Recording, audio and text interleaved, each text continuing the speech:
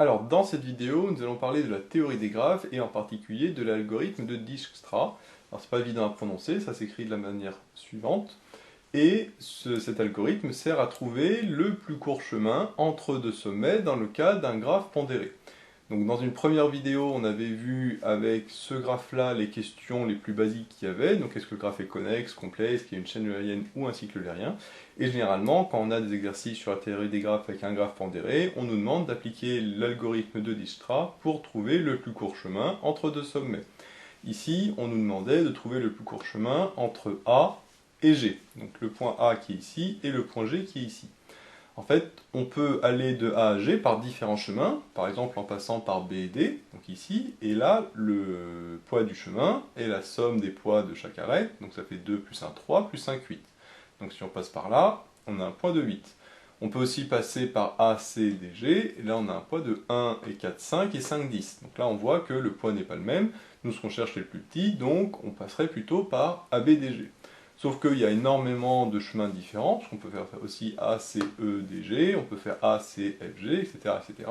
Bon, il y a beaucoup trop de chemins pour qu'on puisse tous les faire et regarder le plus petit. Surtout que ce n'est pas une vraie démonstration. Donc pour ça, on va utiliser l'algorithme de Dijkstra qui nous permet de trouver le plus court chemin entre les deux points.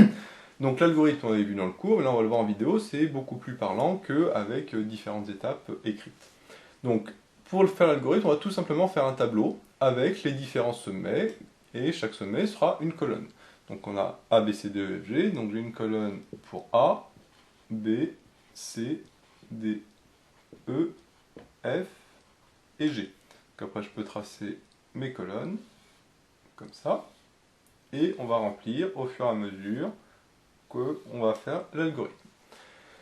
Comme on part de A, pour aller à G, je vais m'intéresser au point A. Donc le point A, ici, je mets 0, parce que si je pars du point A, le poids est de 0 pour aller jusqu'au point A, et après je tire un trait vertical sous le A, puisque je ne vais plus m'intéresser à lui.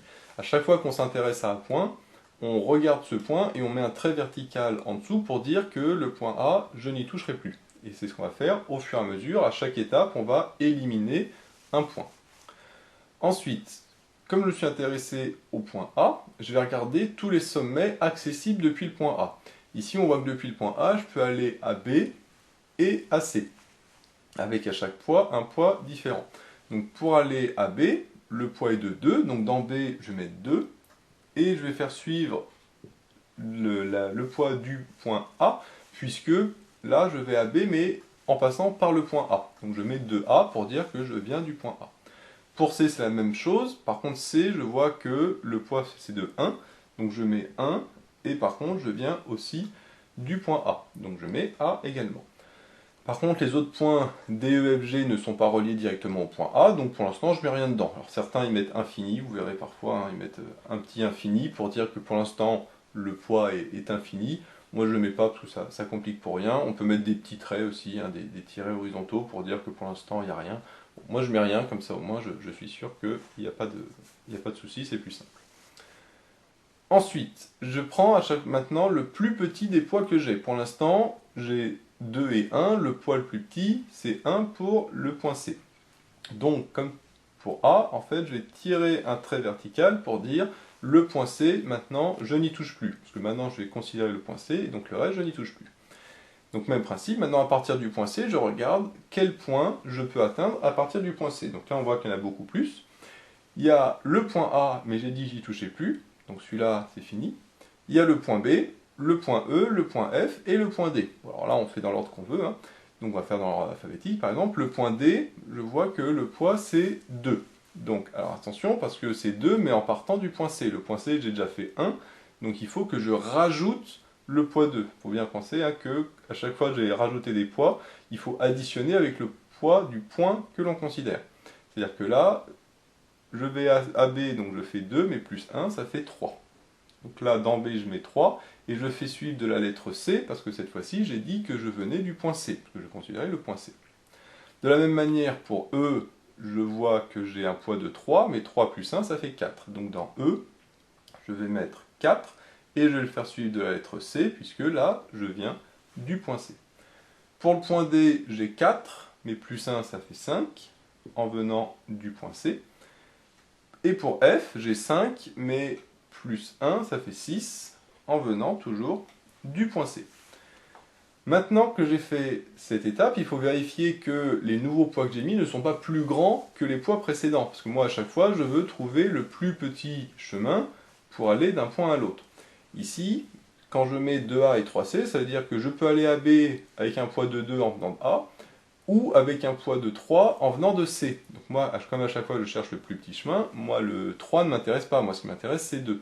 Donc là, à ce moment-là, je rajoute une ligne où je réécris 2A. Je réécris 2A pour dire, bah non, finalement c'est pas le 3C qui m'intéresse, c'est le 2A. Donc un petit peu, je pourrais le barrer, hein, le 3C, pour dire qu'il ne m'intéresse pas, mais ce qu'on fait c'est que on peut le barrer éventuellement, mais surtout remettre en dessous le poids qui m'intéresse, le plus petit. Maintenant, attention, ici, là, j'ai pas besoin de regarder ce qu'il y avait avant, parce que de toute façon, avant, j'avais rien comme poids. Donc, de toute façon, forcément, comme c'est des nouveaux poids, ils sont forcément plus petits que précédemment. C'est pour ça que certains, ici, ils mettent l'infini, pour dire, bah voilà, oui, forcément, 5, c'est plus petit que l'infini, donc du coup, je garde bien ça. Donc ça, on voit qu'à chaque fois que je considère un point, maintenant, je vais faire ça en deux temps, c'est-à-dire que je regarde ce qu'il y a comme point relié au point que je considère. Je fais une ligne où je mets du coup tous les nouveaux poids en additionnant bien avec le poids que j'ai. Et après, si jamais j'ai des poids plus grands qu'avant, je rajoute une ligne en remettant le poids d'avant. Ça, c'est ce que j'ai appelé dans le cours un deuxième temps, une deuxième étape.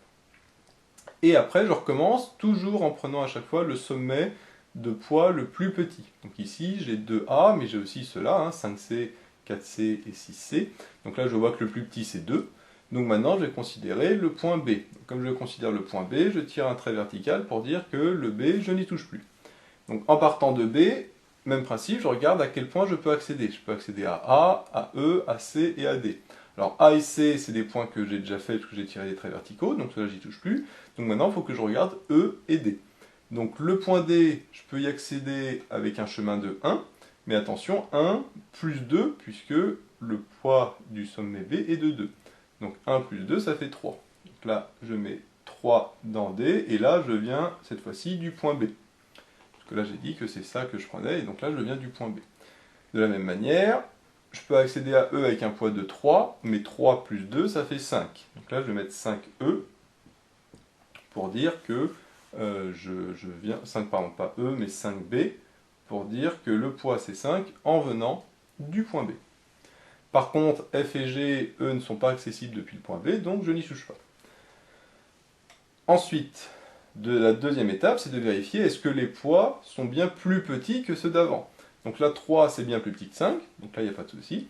Par contre, ici, 5, c'est plus grand que 4. Donc là, le 5B ne m'intéresse pas, et donc je rajoute une ligne en mettant 4C. C'est-à-dire la ligne du dessus pour dire que bah, moi, le chemin 5B ne m'intéresse pas puisqu'il est plus grand que le chemin que j'avais avant. Donc si c'est pour trouver un chemin plus grand, c'est pas intéressant. Moi à chaque fois je veux le plus court chemin. Par contre le 6C, bah, j'y ai pas touché, parce que de toute façon ici j'ai rien mis en dessous, donc voilà. Et point G, j'ai toujours pas touché, donc c'est pareil.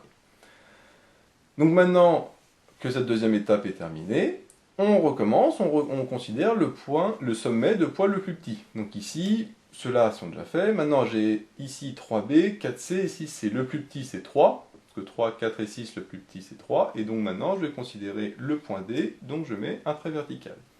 Donc maintenant, je considère le point D. Même principe. À quel point je peux accéder depuis le point D.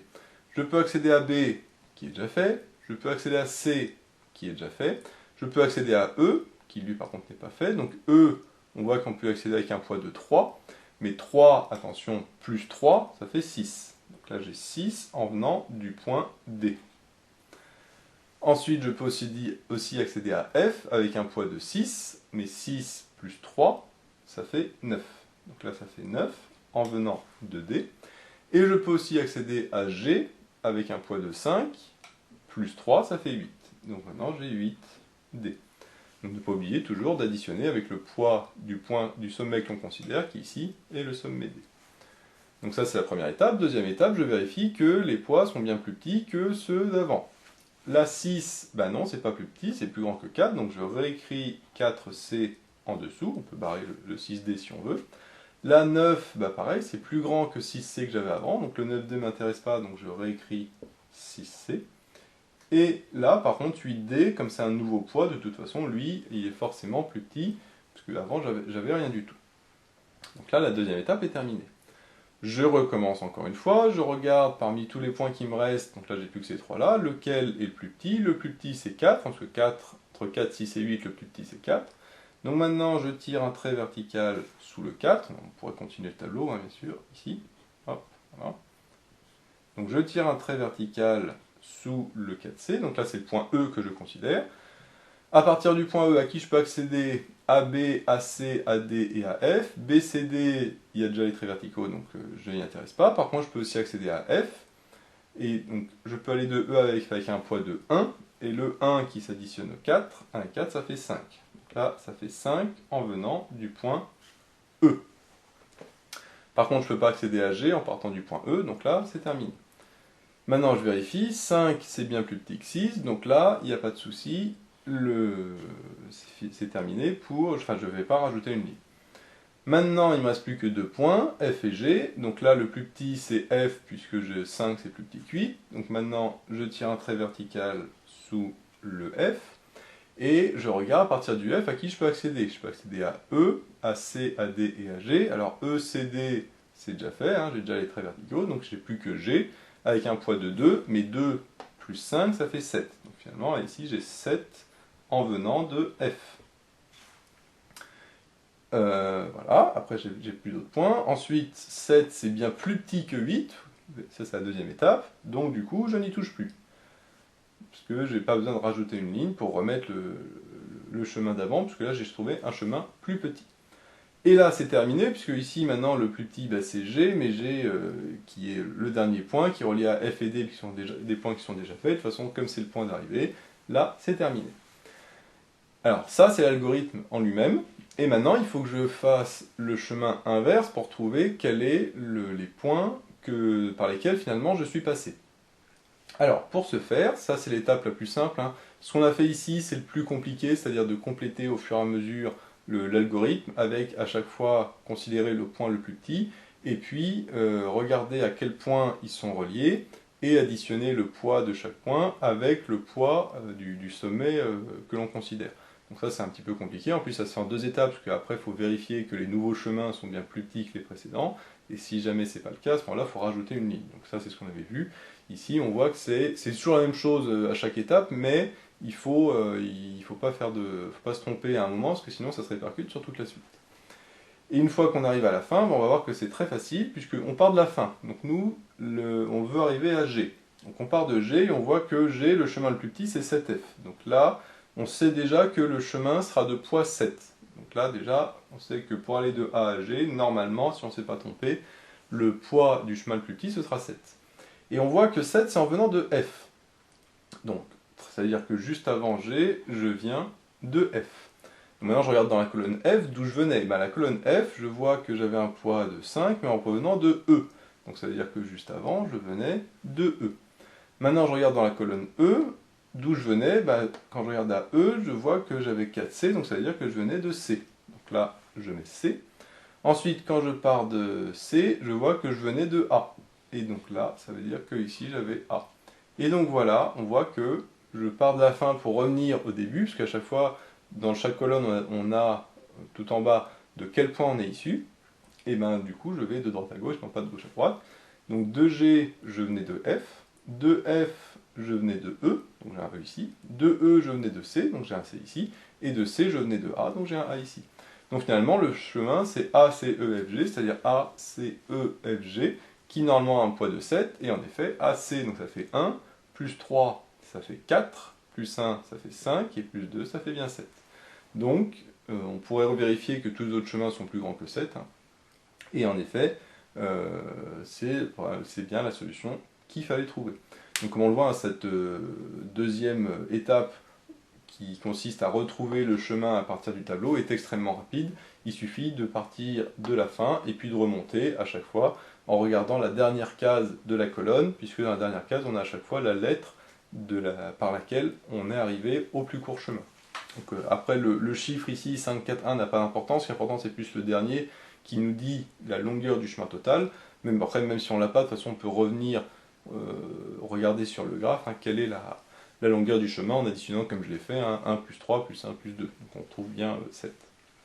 Mais ce qui est important, c'est que la lettre correspond à chaque fois pas à le sommet par lequel on vient juste avant. C'est pour ça qu'on part de la fin pour arriver au début. Donc voilà pour l'algorithme de Dijkstra. Ce qui est compliqué, c'est de compléter le tableau, mais à chaque fois, finalement, c'est long, mais c'est toujours les mêmes étapes, qui est, on regarde le sommet de poids le plus petit, on tire un trait vertical pour dire que celui-là, on s'en occupe plus, et ensuite, on regarde sur le graphe, à partir de ce sommet, quels sont les autres sommets que je peux atteindre, et pour chacun de ces sommets, on additionne le poids de l'arête en question avec le poids du sommet qui est dans la colonne. Voilà. C'est un petit peu compliqué, mais une fois qu'on l'a fait en vidéo et qu'on l'a vu aussi par écrit dans le cours, après normalement, à force de s'entraîner, ça devient finalement plutôt simple. La première fois, ça peut paraître compliqué, mais avec de l'entraînement, finalement, sur différents graphes, ça devient assez simple. Donc voilà, j'espère que cette vidéo vous sera utile. N'hésitez pas à vous abonner